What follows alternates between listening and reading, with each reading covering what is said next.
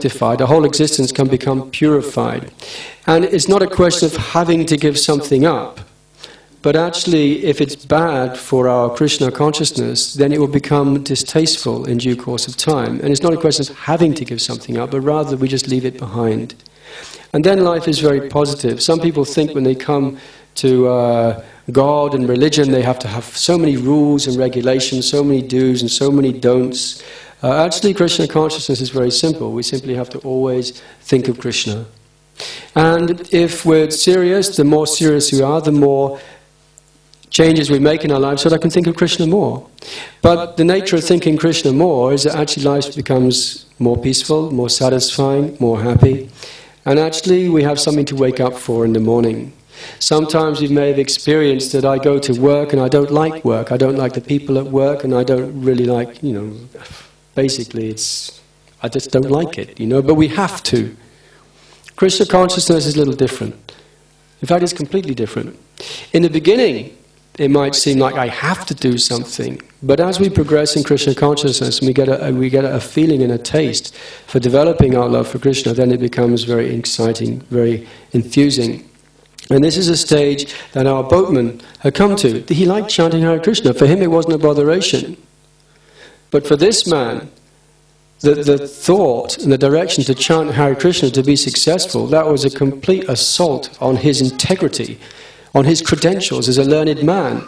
And this is our only actual barrier to progressing Krishna consciousness, is our reservations and reluctance to adopt this process. So therefore we put on festivals like this. We say, okay, please, you come. We see out of all the maybe tens of thousands of people in Chorley. What's the population of Chorley? Anybody know? Anybody here from Chorley know how many people are in Chorley? Approximately? 70,000? 79,531, right? Yeah, and we've got 63 of them in here. So it's not a very big turnout. A lot of people, most people are interested in trying to do other things in life, which is a shame. But we are here, so it's like Gurudev was saying right in the beginning, so we're here, so let's take part. Even if this is the only thing we do in Krishna consciousness in this lifetime, that means our human life is actually successful. Because we can learn so much about ornithology. Before I joined the Hare Krishna temple, I was a member of the RSPB. I was a member of the Young Ornithologists Club. And I studied I could even tell what kind of bird it was by the way it flew. Didn't have to see the bird, just the way it hung itself in the sky. That was my thing. I had other things as well, but that was one of them. But it didn't make any difference. What difference does it make to life? You grow up and you know something about ornithology and you die. Or you know something about, music. You can sing so many different tunes, so many different composers. You can play so much on the piano, and then you die.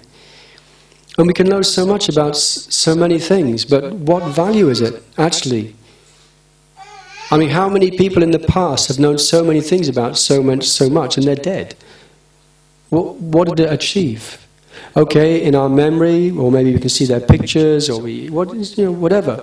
But the point is that as an individual, as a spirit soul in this human form of life now, I have an opportunity to actually utilize my energies and my endeavors, my faculties to understand Krishna. And Krishna promises that if you understand me, he says, Krishna, then you'll come to me at the end of this life. Then we don't have to take birth in this material world again. Now the nature of a spirit soul is he's completely blissful and full of knowledge and eternal. But in the material world we experience something a little different, that actually we're not completely blissful, we're not full of knowledge, and it's temporary. So it's kind of a dichotomy which we're always trying to adjust in this life. And it doesn't work. We can't. We cannot resolve the difference except by coming to spiritual knowledge. And in this age, it's being made very easy by Krishna. Simply you chant Hare Krishna. And even better, just chant Hare Krishna with everyone else. And then, very quickly, Krishna says, you will actually remember me. You'll remember who you are. You'll remember who I am. And you'll remember your relationship with me by my grace. And then at the end of this lifetime, if you remember Krishna, we go back to Krishna at the end of this life. So that is the goal. The means is up to us to try to adopt in our life, but very simply, in its most basic form, not only is it the most basic form of chanting Hare Krishna, but it is also the means to attain the goal, but also chanting Hare Krishna is the goal as well. So it's very, very simple. We just ask, please, you try it.